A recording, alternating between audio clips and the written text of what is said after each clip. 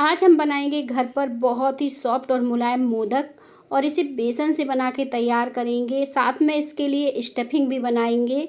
यानी ये देखने में तो लग रहे हैं मोदक, पर ये अंदर से स्टफिंग से भरे हैं। और मैं इसे कट करके दिखा देती हूँ आपको कितने शानदार और बढ़िया ये मोदक बनके तैयार हुए हैं। तो देखें, ये बहुत ही शानदार बनते हैं। तो चलिए बिना देर किए शुरू करते हैं मोदक बनाना। इसके लिए आपको एक कढ़ाई में 3 चम्मच देसी घी डालना है।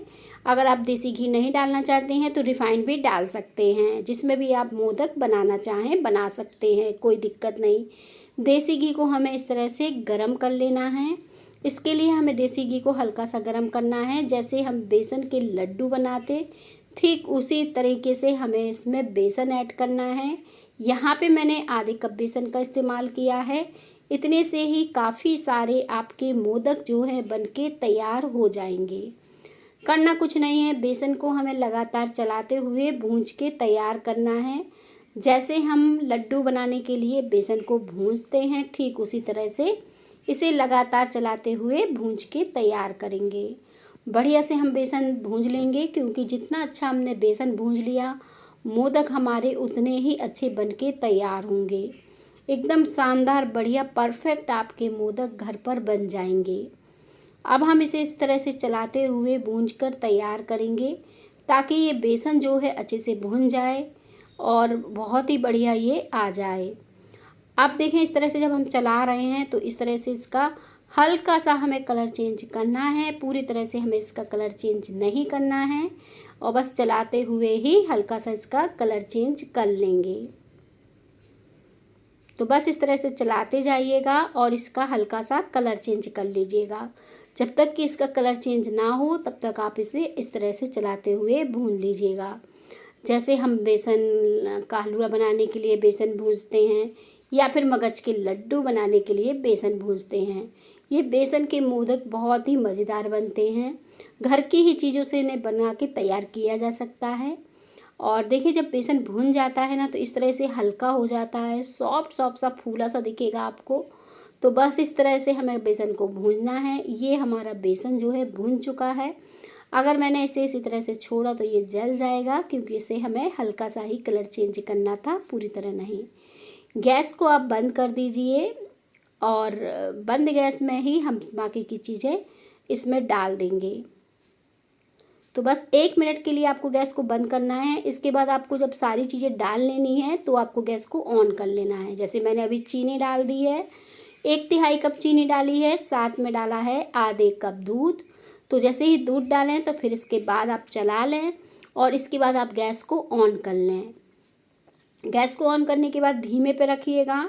और यहाँ पे मैंने केसर को दूध में डाल के भिगो दिया था, थोड़े से दूध में, और इसको भी डाल दिया है। अगर आप केसर नहीं डालना चाहते हैं तो यहाँ पे 1 चुटकी कलर का भी इस्तेमाल कर सकते हैं, या फिर बिना केसर के भी बना सकते हैं। अब इसे पकाएंगे हम जब तक कि ये डो के फॉर्म में ना आ जाए और बढ़िया तरीके से ये पक ना जाए। तो बस इस तरह से चलाते हुए कंबाइंड होने तक इसे पकाएंगे। अब देखें, ये कंबाइंड होने लगा है, बहुत ही बढ़िया पक गया है और डो के फॉर्म में भी आ गया है। जब हमारा इस तरह से ये डो के फॉर्म में आ जाएगा तभी हमने इसकी बाकी की मतलब इस तरह से मोदक बना पाएंगे। तो देखिए, ये डो के फॉर्म में आ गया है। इससे ज़्यादा हम इसे नहीं पकाएंगे। एकदम परफेक्ट ये पक के तैयार हुआ है। तो गैस को आपको बंद कर देनी है इस समय, जब ये इस तरह से डो की तरह हो जाए। तो यहाँ पे बस गैस को बंद करके इसे हम निकाल लेंगे किसी प्लेट में या बर्तन में।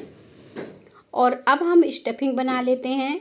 तो उसके लिए आपको एक बर्तन लेना है और बर्तन में हमें डालनी है बाकी की चीज़ें। तो यहाँ पे देखें, इसमें मैंने डाली है 2 चम्मच ये पिसी हुई चीनी। यहाँ पे मैं पिसी हुई चीनी का इस्तेमाल कर रही हूँ। तो 1/3 कप यहाँ पे मिल्क पाउडर डाल दिया है। अगर आप मिल्क पाउडर नहीं डालना चाहते हैं तो मावे का भी इस्तेमाल कर सकते हैं। और स्टफिंग बनाने के लिए सारी चीज़ें हमें डालनी हैं। अब हम यहाँ पे 2 चम्मच कटे हुए ड्राई फ्रूट डाल देंगे। आपको जो भी ड्राई फ्रूट डालना है वो डाल सकते हैं, पिस्ता, बादाम, काजू, जो भी आपको डालना है, या फिर सिंपल बनाना है। अब इसका एक डो तैयार करना है। तो पानी या दूध से इसका डो बना लेंगे। पानी डालें तो बहुत ज़्यादा पानी भी नहीं लगता है और दूध भी नहीं लगता है, सिर्फ 1-2 छोटे चम्मच ही लगेगा, स्टफिंग बनके तैयार हो जाएगी। अगर स्टफिंग को आप ज़्यादा बनाना चाहते हो तो इसमें ड्राई कोकोनट का भी इस्तेमाल कर सकते हो।